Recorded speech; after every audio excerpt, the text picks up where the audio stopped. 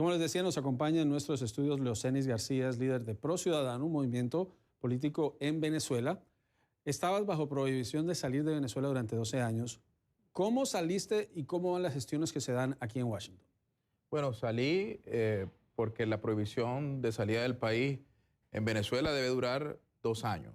Es una medida legal que pueden usar los tribunales, pero como en Venezuela no hay ley, cada quien hace lo que quiere, por razones políticas conmigo se ha mantenido 12 años y yo respeto la Constitución y las leyes de mi país siempre y cuando esas leyes sean respetadas principalmente por los magistrados del Tribunal Supremo de Justicia. De manera que yo considero que he salido sin permiso del gobierno, pero no de manera ilegal. He estado en Washington reunido con autoridades del Departamento de Estado, de la Casa Blanca, con el secretario general de la OEA, Luis Almagro, y un poco dando la visión de lo que yo creo es otro sector de oposición que en Venezuela creemos que, bueno, el catecismo de la violencia, de la radicalización, de la negación del otro, es un catecismo que ya ha tenido unos resultados y creo que tenemos que empezar a mirar otras propuestas que son más factibles, más prácticas, como las que llevaron al poder a Walexa después de las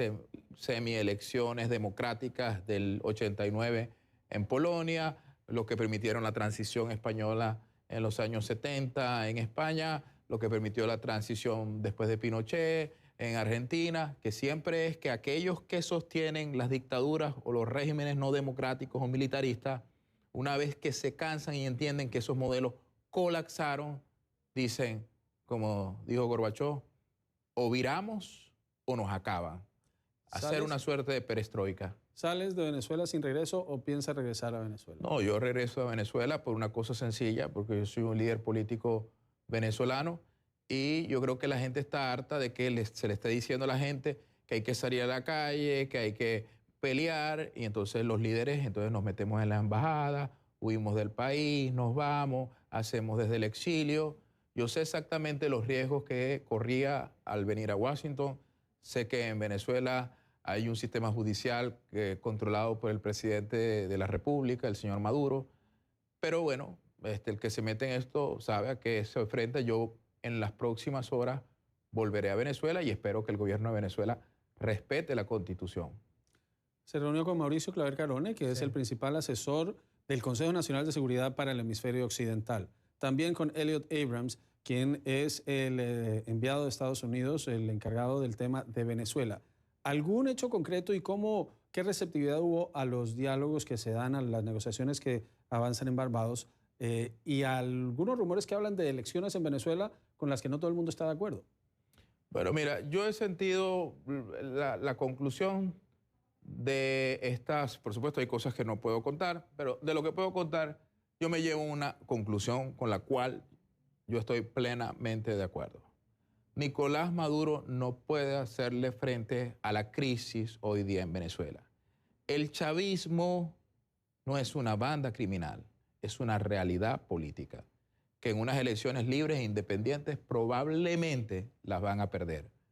Pero hay que construir un proceso de transición con todos. Como decía Rómulo Betancourt, el primer presidente de la democracia venezolana, ese país de todos, tenemos que hacerlo todo. Ese catecismo de que hay que acabar al otro, creo que se está empezando a entender en Washington. Es la conclusión que salgo de mis reuniones en el Departamento de Estado y con el señor Mauricio.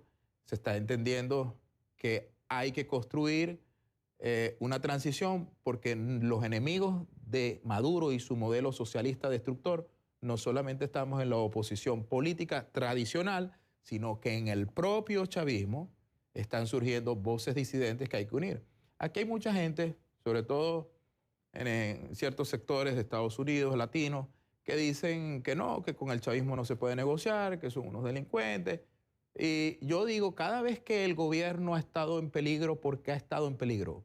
¿Lo ha puesto en peligro la oposición política tradicional o ha sido figuras del chavismo que han insurgido contra él? Por ejemplo, cuando ganamos la reforma contra el señor expresidente de la República, Hugo Chávez, ¿por qué la ganamos? No fue porque salió su exmujer, María Isabel de Chávez, y Raúl Isaías Baduel, que fue ministro de la Defensa, y se opusieron a ellos. Cuando Maduro tembló recientemente, hace 3 años, ¿No fue porque la fiscal general de la República dijo que la Asamblea Nacional Constituyente era ilegal? ¿O el 30 de abril un grupo, aunque es una historia todavía no aclarada, desde el propio chavismo intentó ponerle un freno? Quiere decir que eso da resultado. Y da resultado sencillamente porque si nosotros queremos una transición duradera, hay que elegir. ¿Qué quieres tú? ¿Una transición duradera o una transición de 3 días? Pero lo que estás diciendo, lo que se debe interpretar es que el presidente Maduro, cuestionado por Estados Unidos y por la comunidad internacional, seguirá al frente de esta transición. ¿Subirá Diosdado Cabello a la transición? ¿Quién va a hacer la transición? No, yo creo que Maduro no puede estar en ninguna transición. Yo creo que a Maduro hay que darles unas garantías, hay que construir unas garantías para que Maduro abandone el poder y no sea perseguido donde esté. Maduro no puede seguir dirigiendo el país. Ahora, si es este u otro, no lo sé desde el chavismo. Lo que es cierto, que el principal partido en Venezuela no es ni el Partido Socialista Unido de Venezuela, ni Voluntad Popular, ni ProCiudadanos, sino la Fuerza Armada Nacional, a los que Hugo Chávez les dio el derecho al voto, en consecuencia les dio el derecho a la beligerancia política. Son actores políticos. ¿Eso nos puede gustar o no? Sí, se puede discutir, pero eso es una realidad hoy. Y son ellos, esa Fuerza Armada Nacional, la que va a ayudar a resolver la crisis, pero hay que involucrarlo. Eso no se resuelve mandándoles un mensaje y diciendo, mira, manden un representante a la mesa de diálogos en Barbados. ¿Qué quieren ustedes? No, hay que construir una confianza. Yo le decía hoy en el Departamento de Estado a las diversas autoridades, incluyendo al señor Abraham, con quien me reuní en privado, les decía, hay que construir una narrativa, hay que construir un mensaje y hay que enviar mensajes, porque a veces los mensajes que se envían son un poco confusos, ¿no? Tú dices que te vas a abrir, pero entonces hay más sanciones. Y el tema de las sanciones, yo te cuento de una encuesta que hemos hecho en nuestra sala situacional del Movimiento ProCiudadanos recientemente, ¿no? Que de pronto no le va a gustar a mucha gente lo que voy a decir. Pero los sectores de Y, que son los sectores que van a poner el próximo presidente de la República, 80% del país, los barrios de Venezuela, les preguntamos, ¿usted cree que las sanciones afectan a quién? ¿A Maduro? ¿Al gobierno? ¿A Diosdado? ¿Al PSUV? ¿A usted? 64%, es decir, 6 de cada 10 venezolanos que viven en los barrios piensan que las sanciones están afectando a la gente. Entonces estamos cometiendo el mismo error en Cuba, que Cuba, el régimen de Fidel y Raúl Castro, se escondieron bajo el tema de las sanciones para ocultar, valga la redundancia, el desastre del verdadero causante de la hambruna en Cuba, que es el modelo socialista, como es el causante del desastre que vive Venezuela, el modelo socialista, y entonces dicen ahora que es el imperio, que es Estados Unidos. Toda la estrategia para Venezuela, Juan Carlos, del mundo, para comunicarse con Venezuela, es a través de las redes sociales. Te quiero dar 2 datos.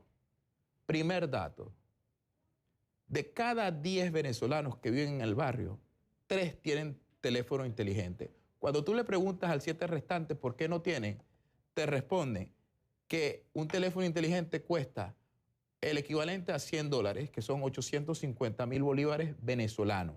Y una persona gana 40.000 bolívares. Para cualquier persona que nos está viendo en Washington, tenga idea de lo que quiero decir. Quiere decir que una persona tiene que trabajar 1 año en un barrio para comprar un teléfono. Y toda la táctica de los principales líderes de oposición en Venezuela, yo me meto allí y reconozco nuestros errores, es que nosotros queremos comunicarnos con la gente a través de Twitter. Aquí le estamos hablando al 20% del país que no va a poner el próximo presidente. Y si nosotros seguimos cometiendo, y cuando yo digo nosotros, digo todos, digo los líderes políticos en Venezuela, nuestros aliados afuera, Estados Unidos y todos los países que apoyan la democracia, seguimos hablándole a la clase media, vamos a tener que cantar fraude dentro de un tiempo porque no vamos a entender cómo no nos conectamos con ese país que desprecia a Maduro.